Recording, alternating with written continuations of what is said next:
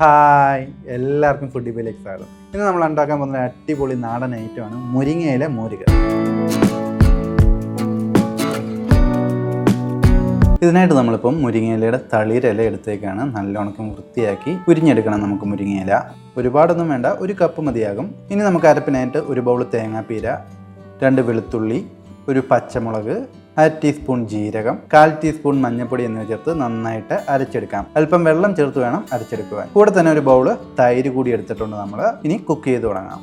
ആദ്യമേ നമുക്ക് പാനിൽ എണ്ണ ചൂടാക്കാം. ഞാൻ ഇപ്പോൾ എടുത്തേക്കുന്നത് വെളിച്ചെണ്ണയാണ്. ഏകദേശം 1 ടേബിൾ സ്പൂൺ വെളിച്ചെണ്ണ ചൂടാക്കാം. അതിലേക്ക് 1/2 ടീസ്പൂൺ കടുക് ഇട്ട് പൊട്ടിച്ച് 1/2 ടീസ്പൂൺ ഉലുവയും കൂടി ചേർത്ത് അതിലേക്ക് 2 വറ്റൽമുളകും കൂടി ഇടാം. ശേഷം അല്പം കറിവേപ്പില, ചെറുതായിട്ട് അരിഞ്ഞിട്ടുള്ള ഇഞ്ചി, ഒരു ചെറിയ കഷ്ണം ഇഞ്ചി എടുത്താൽ മതിയാവും. പിന്നെ 1 5 അല്ലി വെളുത്തുള്ളിയും കൂടി കീറിയിടാം അതിനകത്തേക്ക്. ഇതെല്ലാം കൂടി നമുക്കൊന്ന് മൂപ്പിച്ചെടുക്കാം. മൂത്ത് വരുമ്പോൾ അതിലേക്ക് അരിഞ്ഞ് കൊച്ചുള്ളി ഒരു 10 എണ്ണം ചേർത്ത് കൊടുക്കാം. ശേഷം 1/4 ടീസ്പൂൺ മഞ്ഞൾപ്പൊടിയും കൂടി ചേർത്ത് നന്നായിട്ടൊന്ന് മൂപ്പിക്കാം. ഇനി നമുക്ക് ഉരിഞ്ഞു വെച്ചിട്ടുള്ള മുരിങ്ങയില ഇട്ടിട്ട് നന്നായിട്ടൊന്ന് വഴറ്റിയെടുക്കണം. ഒരുപാടങ്ങ് കരിഞ്ഞു പോകരുത്, ഒന്ന് വഴറ്റിയാൽ മതി. അല്പം ഉപ്പും കൂടി ചേർത്ത് നമുക്ക് വഴറ്റാം. ഇനി നമുക്കതിലേക്ക് അരച്ചെടുത്തേക്കുന്ന അരപ്പ് ചേർത്ത് കൊടുക്കാം. അരപ്പ് ചേർത്ത് ഒന്നിളക്കിയിട്ട് അതിലേക്ക് നമുക്ക് 1 ബൗൾ വെള്ളം ചേർത്ത് കൊടുക്കണം.